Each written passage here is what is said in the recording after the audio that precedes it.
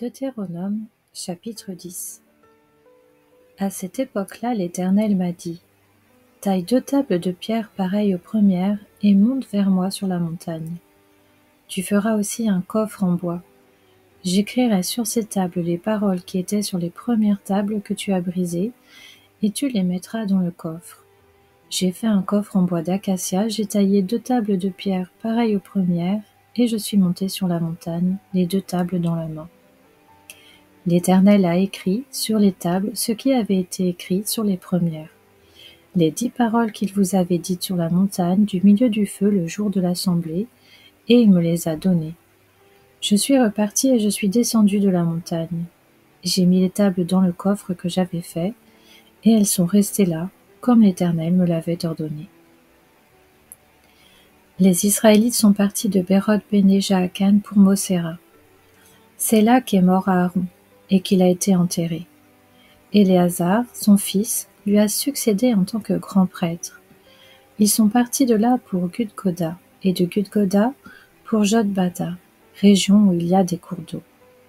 C'est à cette époque-là que l'Éternel a mis à part la tribu de Lévi et lui a ordonné de porter l'arche de l'alliance de l'Éternel, de se tenir devant l'Éternel pour le servir et de bénir le peuple en son nom. C'est ce qu'elle a fait jusqu'à aujourd'hui. Voilà pourquoi Lévi n'a ni part ni héritage avec ses frères.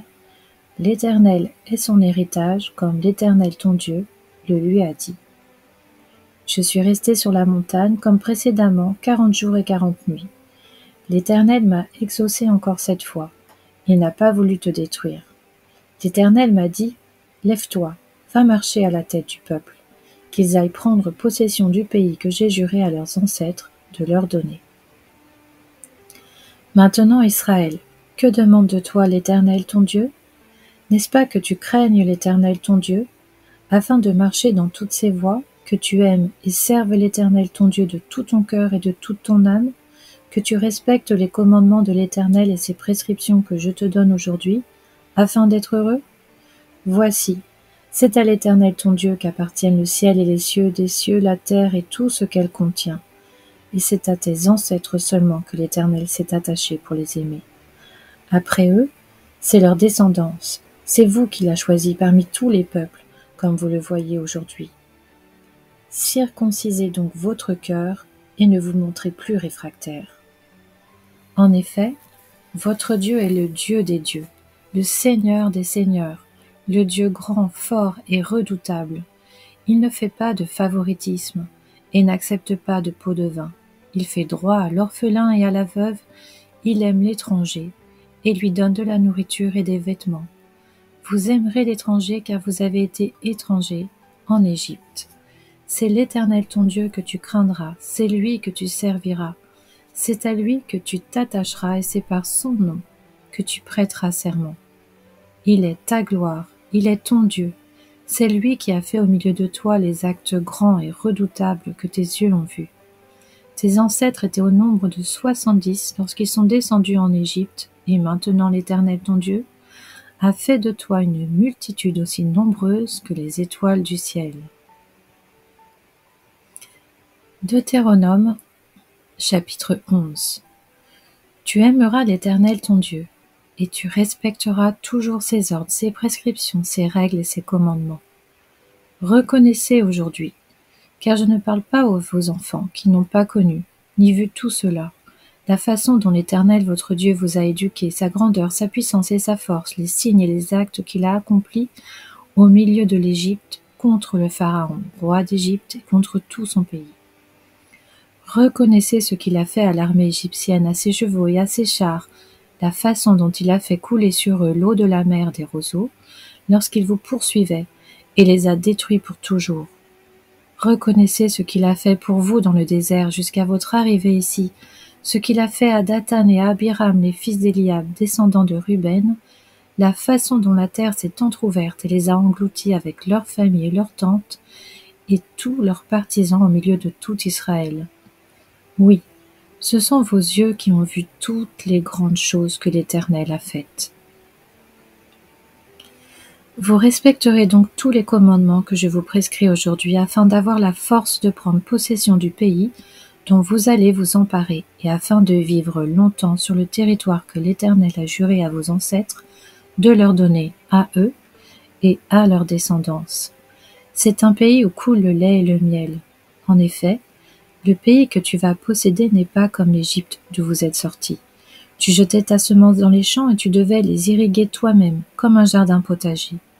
Le pays que vous allez posséder est un pays de montagnes et de vallées qui boit l'eau de pluie du ciel. C'est un pays dont l'Éternel ton Dieu prend soin et sur lequel l'Éternel ton Dieu a constamment les yeux, du début à la fin de l'année. Si vous obéissez aux commandements que je vous prescris aujourd'hui, si vous aimez l'Éternel votre Dieu et si vous le servez de tout votre cœur et de toute votre âme, je donnerai au moment voulu la pluie à votre pays, les premières et les dernières pluies, et tu récolteras ton blé, ton vin nouveau et ton huile. Je mettrai aussi dans tes champs de l'herbe pour ton bétail, et tu mangeras à satiété. Veillez bien sur vous-même. Ne vous laissez pas persuader dans votre cœur de vous détourner pour servir d'autres dieux et vous prosterner devant eux. La colère de l'Éternel s'enflammerait alors contre vous. Il fermerait le ciel et il n'y aurait pas de pluie. La terre ne donnerait plus ses produits et vous mourriez bien vite dans le bon pays que l'Éternel vous donne. Mettez mes commandements dans votre cœur et dans votre âme. Vous les attacherez comme un signe sur vos mains, et ils seront comme une marque entre vos yeux. Vous les enseignerez à vos enfants, et vous leur en parlerez quand tu seras chez toi, quand tu seras en voyage, quand tu te coucheras et quand tu te lèveras. Tu les écriras sur les montants de la porte de ta maison et sur les portes de tes villes. Alors votre vie et celle de vos enfants dans le pays que l'Éternel a juré à vos ancêtres de leur donner dureront aussi longtemps que le ciel au-dessus de la terre. En effet, si vous respectez tous les commandements que je vous prescris, si vous les mettez en pratique en aimant l'Éternel, votre Dieu, en marchant dans toutes ses voies et en vous attachant à lui, l'Éternel chassera toutes ces nations devant vous, et vous vous rendrez maître de nations plus grandes et plus puissantes que vous. Tout endroit que foulera la plante de votre pied vous appartiendra. Votre frontière s'étendra du désert au Liban et de l'Euphrate jusqu'à la mer Méditerranée. Personne ne vous résistera. Comme il vous l'a promis, l'Éternel votre Dieu répandra la frayeur et la peur vis-à-vis de vous sur tout le pays où vous marcherez. Regarde, je mets aujourd'hui devant vous la bénédiction et la malédiction. La bénédiction, si vous obéissez au commandement de l'Éternel votre Dieu, que je vous prescris aujourd'hui. La malédiction, si vous n'obéissez pas au commandement de l'Éternel votre Dieu, et si vous vous détournez de la voie que je vous prescris aujourd'hui pour suivre d'autres dieux, des dieux que vous ne connaissez pas. Lorsque l'Éternel ton Dieu t'aura fait entrer dans le pays dont tu vas prendre possession, tu prononceras la bénédiction sur le mont Garizim et la malédiction sur le mont Ébal. Ces montagnes ne se situent-elles pas de l'autre côté du Jourdain, en direction de l'ouest, dans le pays des Cananéens qui habitent dans la plaine vis-à-vis de Gilgal, près des chênes de Morée? Vous allez passer le Jourdain pour entrer en possession du pays que l'Éternel, votre Dieu, vous donne.